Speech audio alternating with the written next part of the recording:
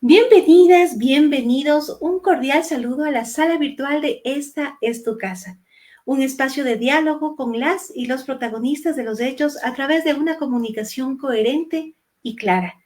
Hoy, martes 4 de febrero, tengo el inmenso placer de contar con la presencia de Albertina Navas. Ella es doctora en comunicación y periodista, con una trayectoria de 24 años. Ha destacado en las áreas de comunicación estratégica, marketing digital y docencia.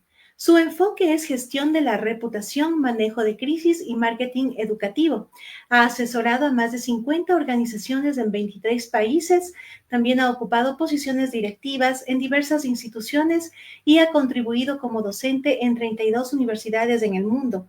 Es docente de la PUCE Ibarra, así que tengo la más cordial bienvenida, alegría inmensa, Albertina, de encontrarte y de tenerte, sobre todo aquí en la sala virtual de Esta es tu casa. Seas bienvenida, por favor. Mayra, buenas tardes, qué gusto para mí y qué honor poder compartir contigo este espacio y por supuesto con toda tu audiencia. Muchísimas gracias. Gracias a ti, Albertina. Bueno, vamos a justamente para optimizar el tiempo y aprovechar el tiempo, más bien les agradecemos a las personas que se van juntando, se van uniendo a esta conversación y que queremos que también ustedes sean parte de ella. Pues bueno, queremos aprovechar tu presencia, Albertina, para que justamente tú nos puedas compartir. Hace algunas décadas, justamente los afiches, las campañas políticas, los discursos se desarrollaban en las diferentes plazas, ¿no? Y con diferentes volantes y bueno, otra forma realmente de llegar a la gente. Y en este caso, pues ahora ya las redes sociales se han convertido en este escenario donde el público ya no solo escucha, sino también se informa, también analiza, también opina, también debate y sobre todo pues interactúa y exponiendo principalmente pues sus necesidades, sus demandas a todo nivel, incluyendo también este ámbito político. Y en este marco, justamente en donde ya estamos a pocos días de las elecciones, sí quisiéramos conocer tu lectura, un análisis, por favor, Albertina, que nos puedas tú compartir sobre lo que tú has visto en este tiempo de campaña de los diferentes candidatos y aspirantes a la presidencia, pues, cómo tú has visto? Partamos de ahí, por favor.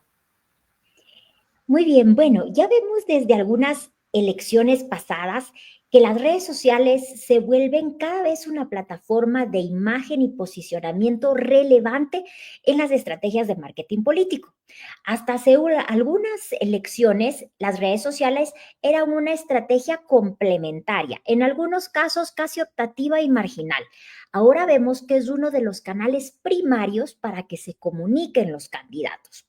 ¿Qué es lo que hemos visto en lo que va de las elecciones en Ecuador? Que además son cortitas, es un mes.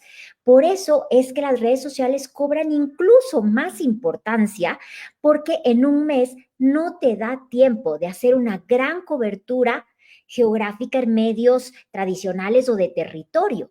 Entonces, tienes que apelar a las redes sociales que tienen un amplio alcance y tienen una posibilidad de interacción inmediata. Básicamente lo que hemos visto, veo yo, como tres grandes grupos entre los candidatos. Uno, de los posicionados y realmente con posibilidades de llegar a la segunda vuelta o de ganar en primera vuelta, Daniel Noboa y Luisa González, vemos un pelotón de los que son algo conocidos y que entraron en estas elecciones para pasar de ser algo conocidos a quizás altamente conocidos por su nivel de exposición en poco tiempo y los que no conoce absolutamente nadie que van a pasar de ser desconocidos a ser algo conocidos. Entonces, en estos tres escenarios vemos que se está moviendo ahorita las elecciones en el ámbito digital. Y en ese ámbito digital, Albertina, justamente hemos visto que pues siempre hay estrategias de comunicación digital que se destacan. ¿Cuáles tú destacarías en el punto principalmente de conectar con el público, tomando en cuenta de que hay un público cautivo, como son los jóvenes, como son también los indecisos, tomando en cuenta de que ya el jueves concluye, ¿no es cierto?, esta campaña, pues son muy pocos días para poder llegar a ellos y en este caso convencer, entre comillas. ¿Cuál sería en este caso, o cómo tú ves que las redes sociales, que sería el canal, el camino para poder fidelizar este voto? Bueno, ahí lo que vemos también es que hay una estrategia diferenciada y las otras se están pareciendo mucho. Con distancia te puedo decir, y eso sin que necesariamente implique afinidad política, la presencia digital del presidente Noboa es de largo mucho más consistente y relevante que la de los otros candidatos.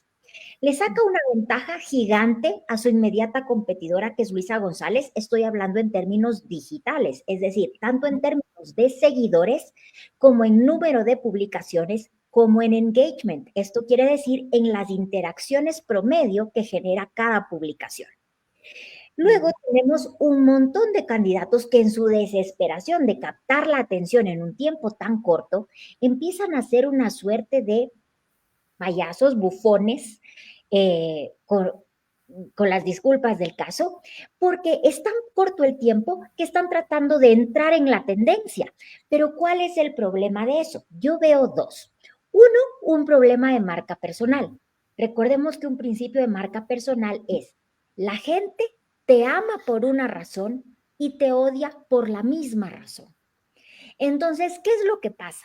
Que candidatos que tienen cierto nivel de posicionamiento, como personas serias, estadistas de una larga trayectoria política, como el caso de Cucalón y Cronfle, verlos haciendo tendencia o bailando o haciendo payasadas en TikTok, va como contra ese posicionamiento tradicional que han querido. Si bien eso puede entusiasmar a ciertas audiencias más jóvenes, puede traicionar a sus audiencias tradicionales. Entonces creo que es una apuesta riesgosa si no se maneja con cuidado. Y de otro lado tenemos otro potencial riesgo, y es que todas estas payasadas no necesariamente se convierten en votos. De hecho, te diría, en una escasa medida se convierten en votos. ¿Por qué?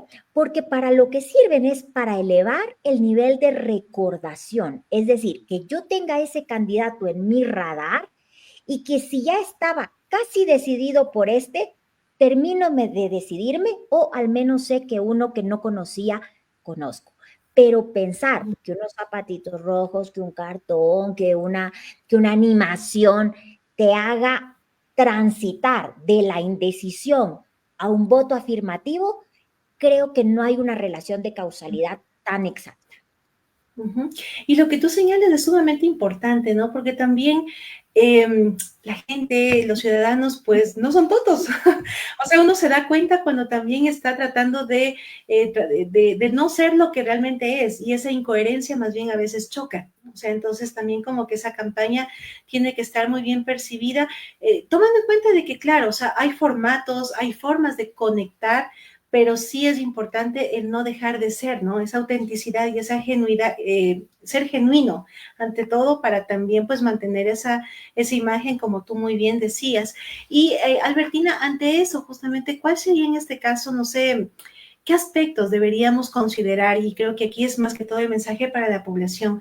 ¿Qué aspectos debe considerar la población para evaluar a un candidato en redes sociales? Que nos pudieras tú puntear un poquito para orientar incluso también el voto, que sea más, se habla de un voto consciente, de un voto responsable, de un voto informado.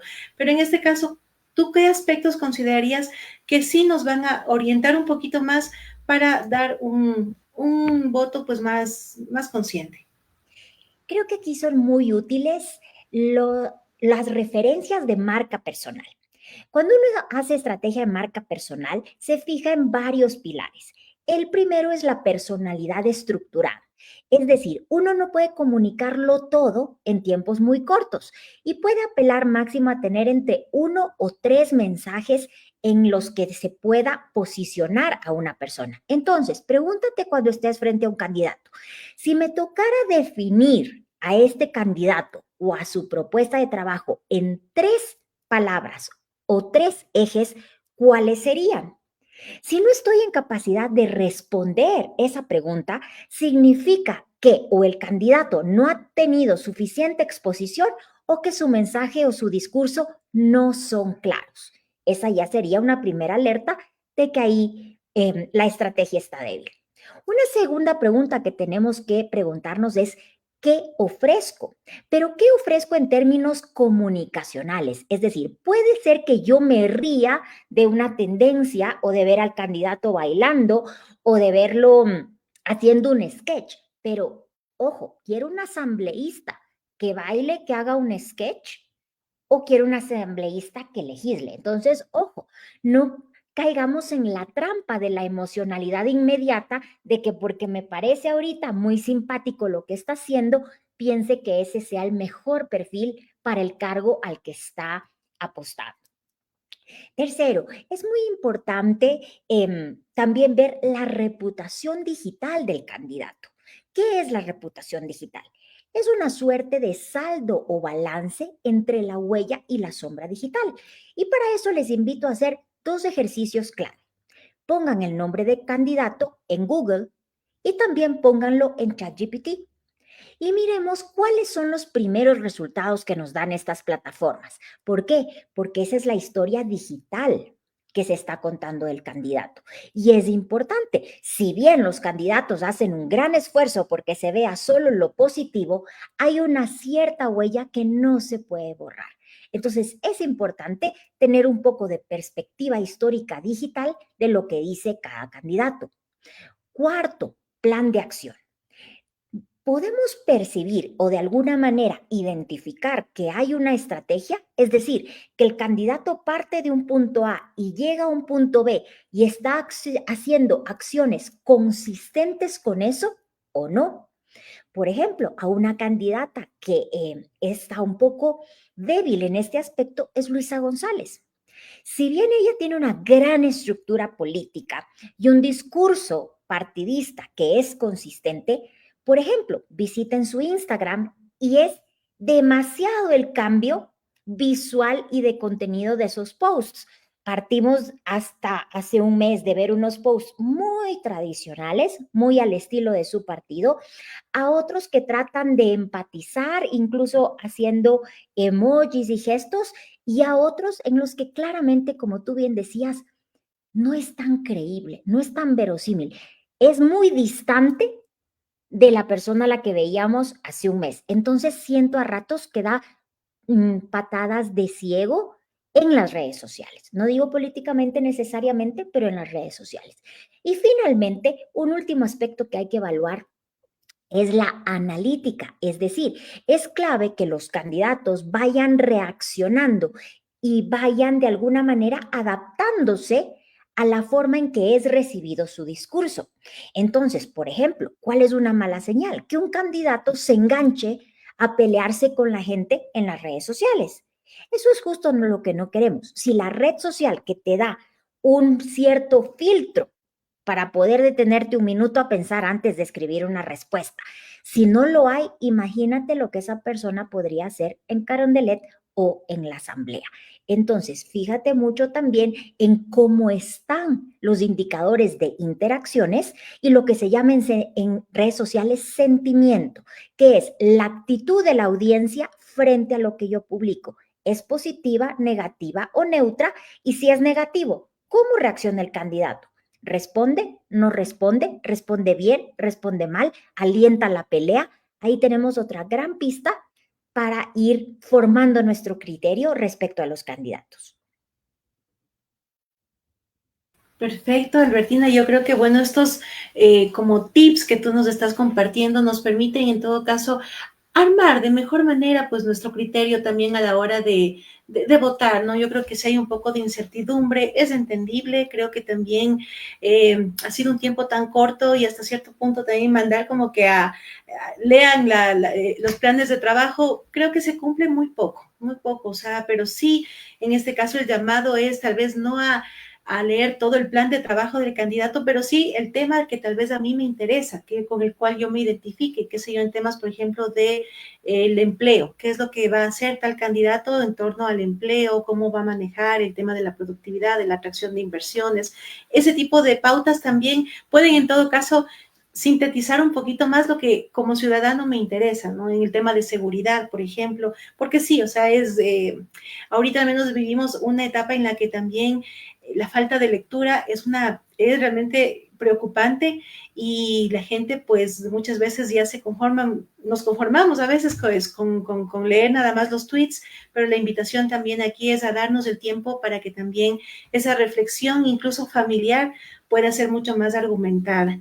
Y en ese sentido, pues mira, Albertina, por ejemplo, también vemos que compartir información a veces descontextualizada, a veces también pues noticias falsas que en ese ecosistema digital encontramos en las redes sociales, pues ¿qué recomendaciones podríamos dar a la ciudadanía para que asuma también la responsabilidad de lo que se comparte en redes, ¿no? Porque creo que también ahí hay una corresponsabilidad ciudadana y creo que es importante también mencionar este aspecto. Creo que ahí has abordado un tema importantísimo y es que las épocas de elecciones son los periodos en que estamos más expuestos a procesos de desinformación. ¿Qué son estos procesos de desinformación que vulgarmente los llamamos fake news? Son lo que llamamos patologías de la información, es decir, como que la información está enferma. ¿En qué sentido? Puede haber cualquier aspecto de los elementos informativos anómalo o manipulado. Este puede ser algún dato falso o impreciso. Puede haber un contexto, aunque verdadero, que no corresponde, o incluso sin contexto, de manera que es difícil la lectura de un dato, e incluso un proceso importantísimo es leer las agendas por debajo de la información. Es decir, ¿a quién le beneficia que esto se publique o no se publique? Y frente a esto, por supuesto, los periodistas tenemos como oficio hacer este contraste de fuentes y gracias a Dios hay muchos de estos portales de verificación de datos, pero como ciudadanos no necesariamente tenemos el tiempo de hacer todo un proceso de verificación de datos. Entonces, ¿qué hacer frente a un audio que te llega, frente a una información que suena rara y escandalosa, pero que ves que se ha reenviado miles de veces, frente a un tweet, frente a un post de Instagram o de Facebook o un video de TikTok? Creo que aquí hay que volver a lo básico. Esto es el triple filtro socrático. En su momento nos decía Sócrates, cuando vayas a hablar, piensa tres cosas: si es bueno, si es verdadero y si es útil. Y creo que esto es tremendamente relevante ahora en la era digital. Cuando estemos frente a una información de la que no sabemos la fuente, que suena escandalosa, que se está viralizando, pero que no estás seguro o segura de que es correcta, hazte estas tres preguntas. Primero, filtro de la verdad. ¿Me consta de fuente primaria que esto pasó? Incluso, ¿estaría yo dispuesta a jugarme mi reputación por publicar esto? Dos, el filtro de la utilidad. ¿A quién le sirve que esto publique? Recuerden que las noticias no siempre son ingenuas y a veces las cosas saltan porque benefician o porque perjudican a alguien. Entonces, pregúntate, ¿a quién le sirve que yo publique esto? Que yo junto a quizás otros 100,000 seguidores. Y tercero, el filtro de la bondad. ¿Qué significa esto? Los protagonistas de las noticias salen beneficiados con esta publicación o cuál es el verdadero beneficiado. Entonces, si alguna de estas preguntas no tiene una respuesta clara o tiene una respuesta que evidentemente perjudica a alguien, mejor no publiquemos. A veces tenemos la tentación de decir, mira, no sé si es verdad, pero por si acaso te lo paso. No, creo que ahí se nos tiene que prender la alerta ciudadana, la alerta de usuarios informados y decir, no, si esto no me consta, no lo comparto. Si no tengo tiempo de verificar, no lo comparto. Si no tengo la oportunidad de confirmar con otras fuentes, no lo comparto. El gran principio aquí es, ante la duda, abstención. Abstención. Uh-huh. Qué pepa que nos acabas de dar, Albertina. Muy bien, sabes que creo que es importante también porque estamos todos inmersos en estos cambios y transformaciones digitales, pero también eso nos exige ser responsables. Así que creo que también este es un llamado para que no nos hagamos muchas veces eco de información que no es verificada, no es contrastada y pues podemos hacer un daño, ¿no? Un daño bastante grande y creo que eso es importante también a la hora de incluso ponernos en el lugar de tal persona, sea político o lo que sea. O sea, yo creo que es importante el tomar en cuenta de que hay que honrar, ¿no? La honra creo que hay que respetar mucho eso también.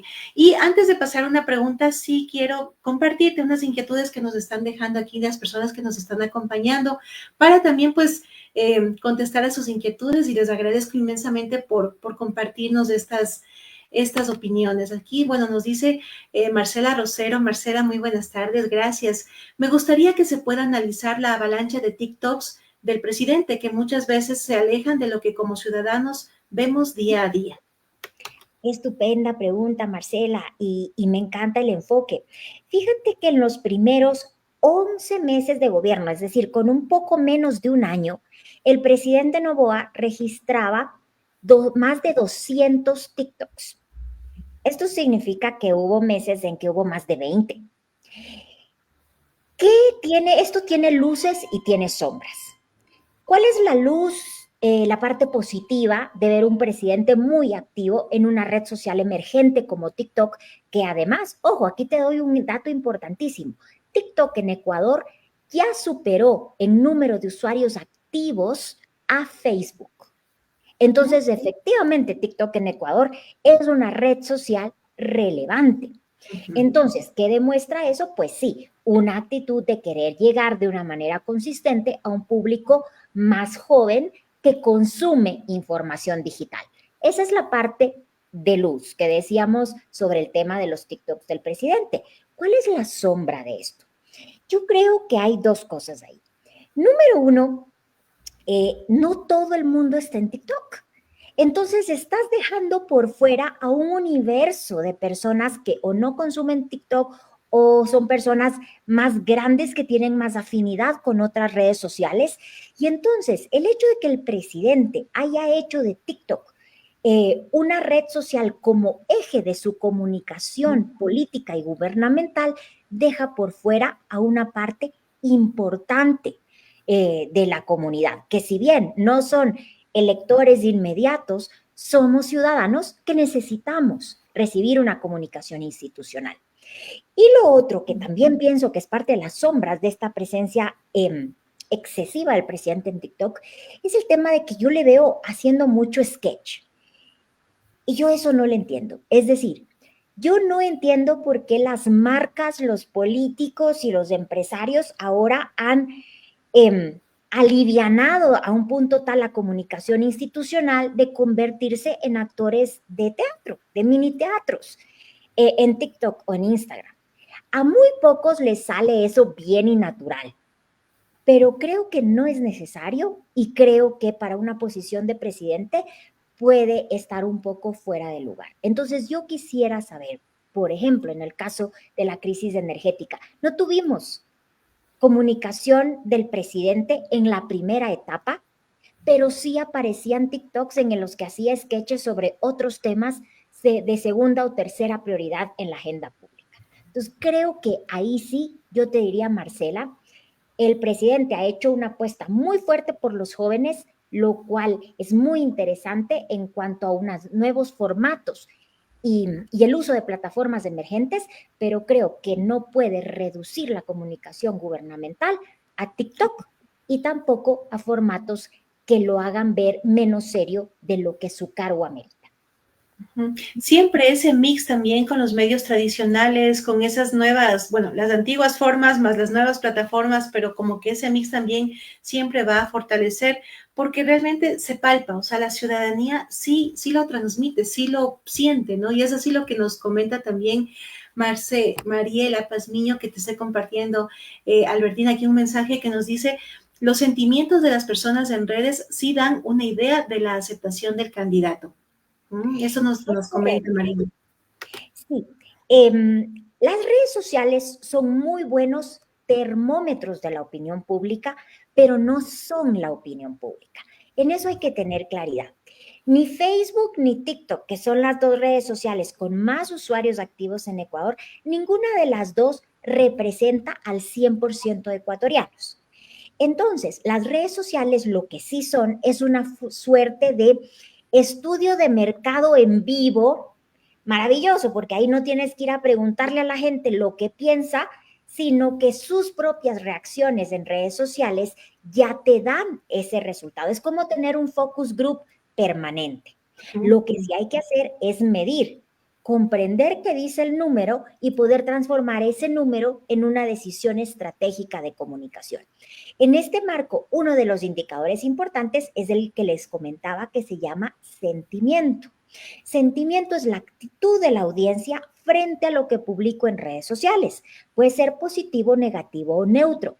En el caso del mundo corporativo, hasta un 20% de negatividad es aceptable. En el mundo político, esto puede subir hasta un 50% de negatividad. Pero cuando la negatividad excede la percepción positiva en redes sociales, ahí ya tienes un problema de reputación digital. Entonces, efectivamente, son un termómetro, pero no son la opinión pública.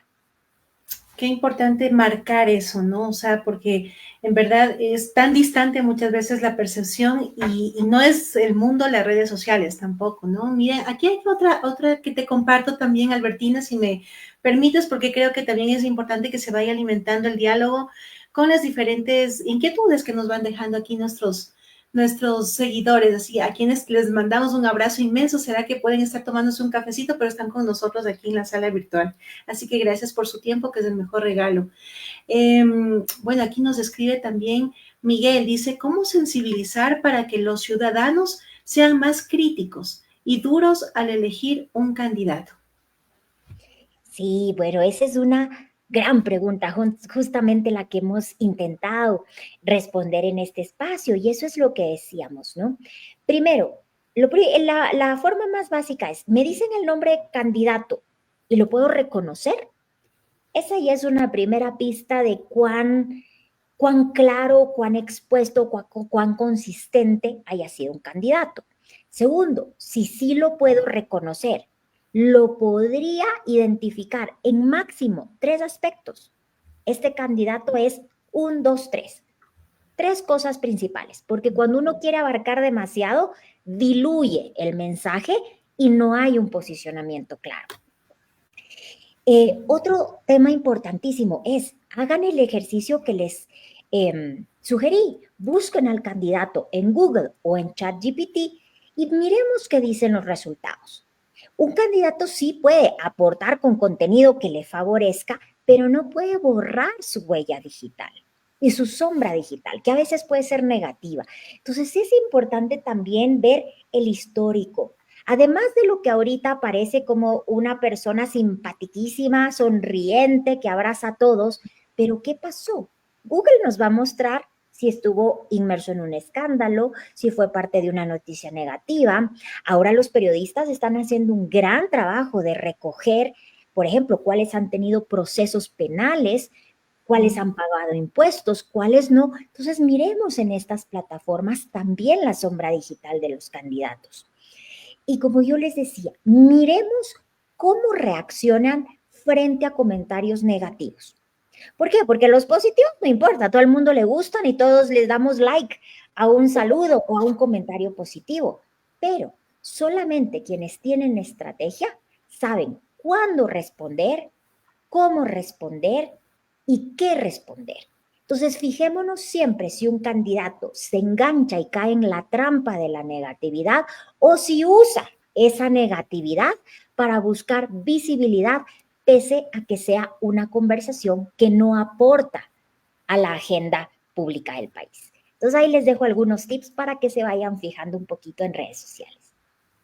Perfecto, entonces estar atentos también porque de todas maneras pues nos denota eso ya un perfil también y un equipo, porque detrás de un candidato pues hay todo un equipo de trabajo y eso también pues nos habla mucho de ese propósito, ese compromiso que como trabajo en equipo también están dispuestos a asumirlo, ¿no? Entonces creo que sí, mira cómo un mensaje te puede comunicar tanto, ¿no? Todo comunica y desde un compartir un mensaje, opinar, comentar, pues estamos siendo también actores políticos muy importantes y creo que hay el llamado también a detenernos un ratito al verificar la información y, bueno, a pensar, yo diría, como tú muy bien mencionabas, pues tomando claro este principio socrático, ¿no? O sea, el de compartir si es necesario, si es bondadoso y si es verdadero. Así que creo que es muy importante eso y a la hora sobre todo también de de ver con, más que con apasionamientos, pues ver con objetividad, en este caso,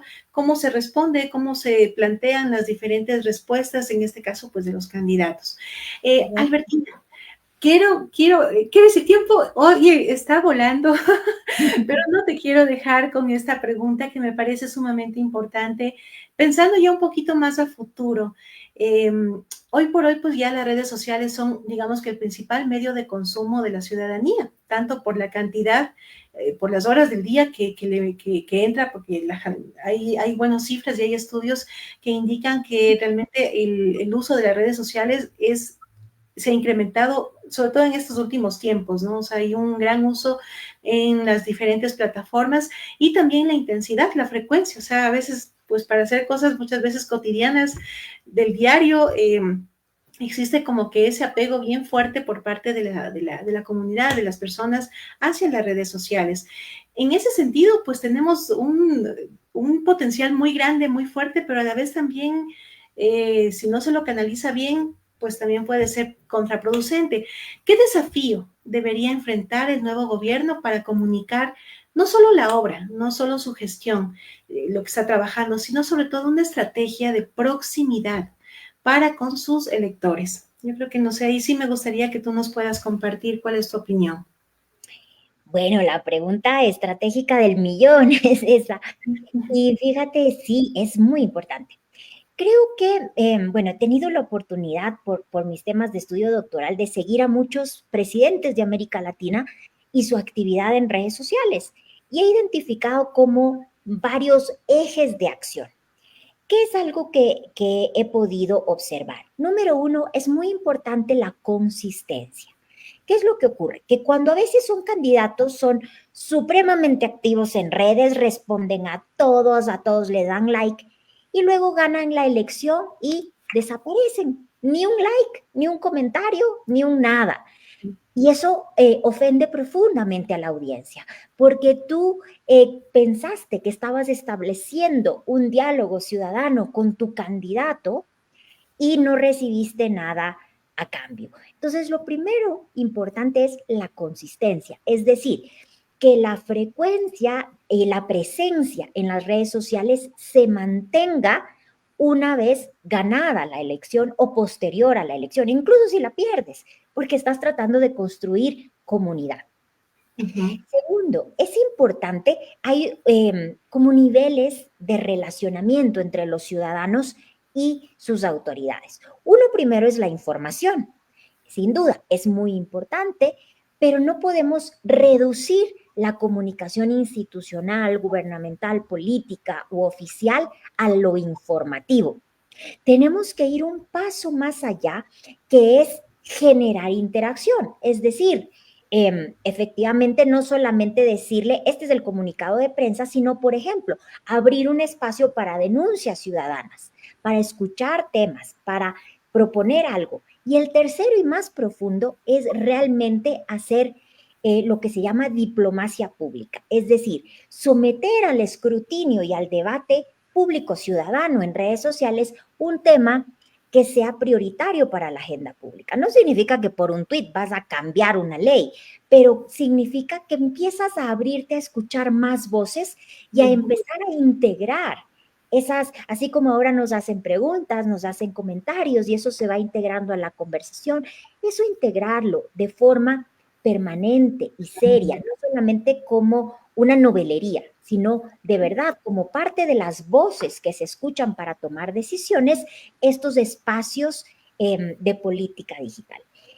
Eso implica rendición de cuentas, eso implica que también se visibilice la relación de un gobierno con gobiernos extranjeros, de los mandatarios, entre autoridades, incluso del mismo país, centrales y seccionales. En fin, implica todo este proceso para ir construyendo lo que se llama la escalera de la participación ciudadana, que es información, conversación y luego este aporte al debate.